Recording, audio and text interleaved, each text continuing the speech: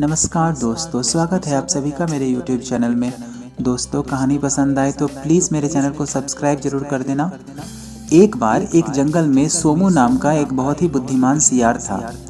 वह सियार अपने शिकार की तलाश में जंगल में इधर उधर भटक रहा था कि उसे एक जगह एक मरा हुआ बहुत विशाल हाथी दिखाई पड़ा। उस हाथी को देखकर सियार बहुत खुश हुआ। सोचा कि अब उसे छोटे छोटे शिकार कुछ दिनों तक नहीं करने पड़ेंगे। वह हाथी के पास गया और उसके मरे हुए शरीर में अपनी दांत को गराने की कोशिश की, लेकिन हाथी की चमड़ी बहुत मोटी थी। इस वजह से उसका दांत उसके अंदर जा नहीं पाया। अब सियार चिंतित हुआ। वह सोचा कि हाय, यह मैं क्या करूं? शिकार मेरे सामने है पर मैं उसे खा नहीं पा रहा हूं। यह सोच ही रहा था वह कि सामने से उसे एक बब्बर शेर आते हुए दिखाई दिया। सियार उससे छिपने की वजह दौड़कर शेर के पास चला गया और उसे सीधे झुक करके प्रणाम करने लगा। शेर बोला, तुझे मुझसे डर नहीं लगता? सियार बोला, महाराज, आप तो हमारे राजा हैं, मैं आपके लिए ही यहाँ आया हूँ।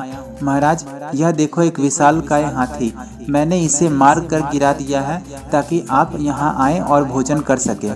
आप प्लीज इसे खा करके मेरा जीवन का उद्धार करिए। सियार की ऐसी बात सुनकर शेर उस पे खुश हो गया और बोला, तुमने इसे मारा है मेरे लिए? अच्छी बात है, लेकिन मैं किसी और के मारे हुए शिकार को नहीं खाता हूँ। जाओ, तुम खुद इसे खा लेना या कोई और खा लेगा। यह बोलकर शेर वहाँ से चला गया और उसने सियार को मारा भी नहीं। अब सियार उस हाथी के पास बैठा हुआ था और सोच रहा था कि क्या करूं। इतने में ही उसे सामने से एक बाघ आता हुआ नजर दिखाई दिया। बाघ अपने होठों पर अपने जीभ को फिराने लगा, क्योंकि उसने भी उस हाथी को देख लिया था। वह जैसे ही उसके पास आने लगा, सियार उसके पास जाकर जोर से आवाज में बोला, बाघ भाई रुक जाओ, आप यह क्या अनर्थ करने जा रहे हो? आप शेर के द्वारा मारे गए इस हाथी को खाने जा रहे हो?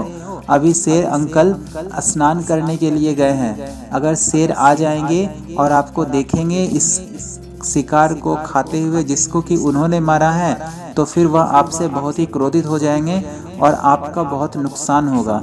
वैसे भी शेर और बाघ में कभी बनती नहीं है, वह पहले से ही आपका दुश्मन है।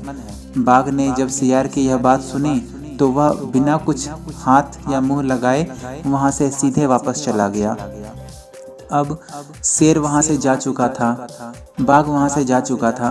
अब सियार को समझ नहीं आ रहा था कि आखिर मैं इस हाथी के चमड़ी को फाड़ कर खाऊं तो कैसे खाऊं। इतने में ही उसे एक चीता आता हुआ दिखाई दिया। चीता को देखकर सियार के दिमाग में एक विचार आया। उसने चीता को बुलाया और कहा, अरे चीता भाई, कहाँ जा रहे हो? तो उसने बोला, मैं तो शिकार की खोज में निकला हूँ। उसने कहा, ऐसी कोई बात नहीं है, शिकार लो, तुम्हारे सामने हाथी है।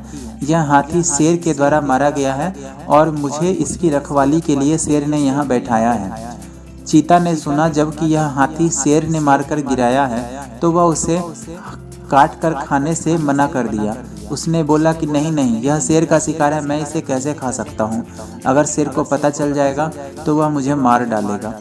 सियार ने कहा, तुम चिंता मत करो, शेर मेरा दोस्त है और मैं इस हाथी की रखवाली के लिए ही यहाँ पर हूँ।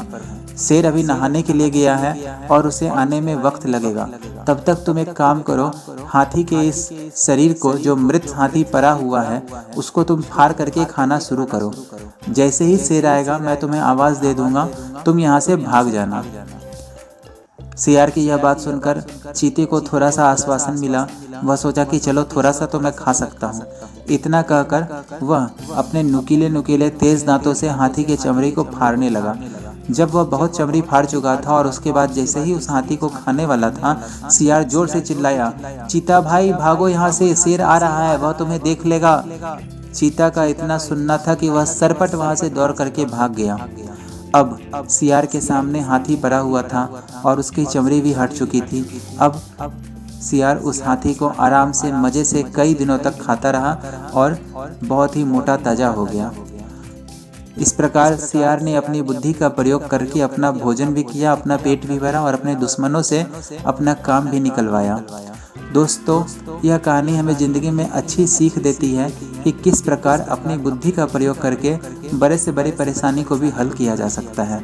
एक सियार जिसने अपने से ज़्यादा ताकतवर, अपने से ज़्यादा शक्तिशाली दुश्मनों को, जो कि एक झपट्टे में सियार को मार सकते थे, उन्हें अपनी रक्षा भी की और उनसे अपना काम करवा के अपना भोजन भी किया। आपको भी ज़िंदगी में ऐसा ही बनना है। कमज़ोर हो तो भी अपनी बुद्धि का प्रयोग करके अपने से बलशाली और शक्तिशाली व्यक्ति को भी आप हरा सकते हो। इस बात को हमेशा याद रखना कि आप कमज़ोर हो लेकिन आपकी बुद्धि बहुत लोगों से ज़्यादा है। दोस्तों, अगर मेरी कहानी पसंद आए तो प्लीज़ मेरे चैनल को सब्सक्राइब जरूर करना। धन्यवाद।